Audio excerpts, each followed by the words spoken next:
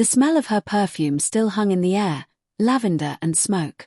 I remember thinking how strange it was to miss someone's scent while they were still in the same apartment. I had just gotten home from work early. Our anniversary dinner was supposed to be that night. I'd planned to surprise her with tickets to Santorini, something she'd dreamed about for years. Then I saw it. Her diary, left open on the coffee table. At first, I laughed. Emma never left that thing out. It was sacred to her, something she clutched close like a child holds a favorite toy.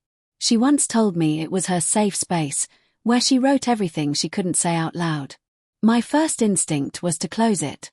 I even reached for it, then froze. Her handwriting was right there, looping and familiar. The ink still looked wet. And 3 words leapt off the page like fire. I think I love him. My heart didn't just sink, it cracked. I stood still, my body suddenly too heavy for my legs. A faint buzzing filled my ears, like the air had turned electric. My hand trembled as I read the rest. I didn't mean for it to happen. But when he kissed me, I didn't stop him. I thought of Alex, of how he'd look at me if he knew. God, I feel sick. But then I saw him again today, and all I wanted was more. My name.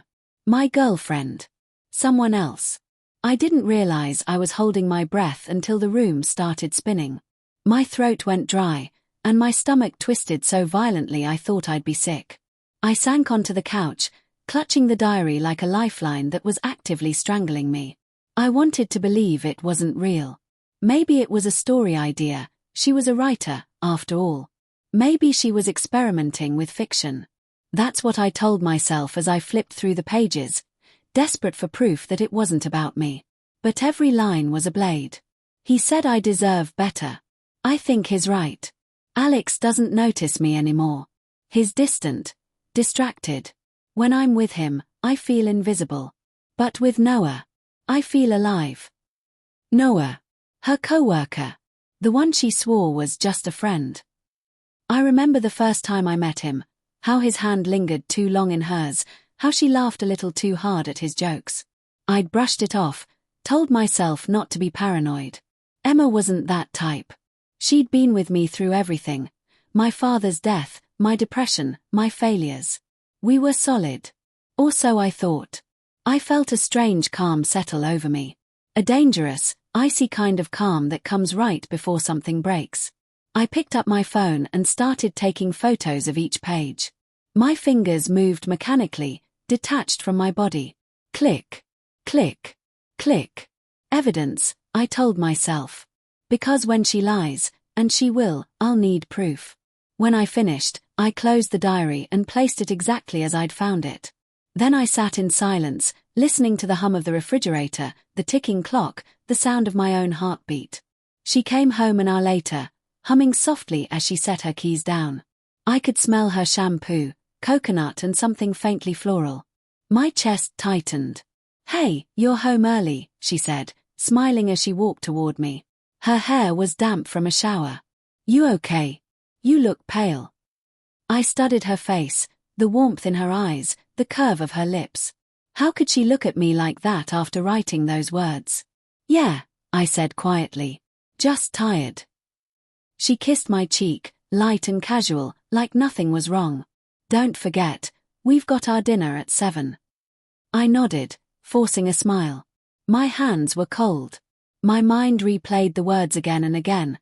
I think I love him. That night, she wore the red dress I'd bought her last Christmas.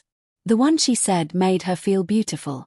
As we sat across from each other at the restaurant, I watched her laugh, talk, sip her wine. She was perfect. Composed. A woman who didn't look guilty of anything. I wanted to ask her right there. To slam my phone on the table, open the photos, and demand the truth. But something in me held back. Maybe I wanted to see how long she could lie. Maybe I wanted to see if she'd confess on her own. Halfway through dinner, her phone buzzed. A small, private smile touched her lips as she looked at it. She turned the screen slightly away from me before replying. I didn't need to ask who it was. "Who's that?" I asked anyway. She looked up, startled. "Oh, just Noah. He's asking about tomorrow's meeting." I stared at her. Calmly. Too calmly. You sure that's all? Her expression faltered. Just for a second. A flicker of panic in her eyes. Then she recovered. Of course. Why? I smiled. No reason. We finished dinner in silence. When we got home, she went to shower again. I sat on the edge of the bed, staring at her diary across the room. I thought about every late night at the office, every vague excuse, every time she'd said you're imagining things. When she came out, she found me packing. Alex, what are you doing? Her voice trembled. I zipped my suitcase shut. Leaving. What? Why? What's going on? I pulled out my phone and held it up. The glow of the screen lit her face as I scrolled through the photos. Her mouth opened slightly, color draining from her cheeks. She didn't speak at first. Just stared. Then whispered, "You weren't supposed to see that." I felt something inside me shatter completely. You weren't supposed to write it. She reached for me, but I stepped back. It wasn't, Alex, please, it's not what it looks like. It was just a moment of weakness. More than one, I said. My voice cracked.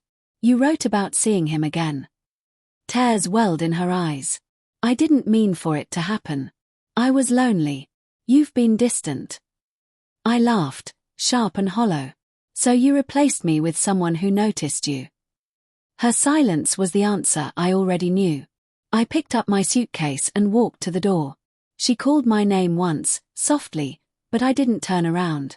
As I stepped into the hallway, I felt lighter. Not better, but empty in a way that almost felt peaceful. That night, I checked into a hotel and deleted her number. But before I fell asleep, I opened the photos again. Her words blurred as my eyes stung, and I realized something cruelly poetic. She'd written her truth in ink. And mine would now be silence.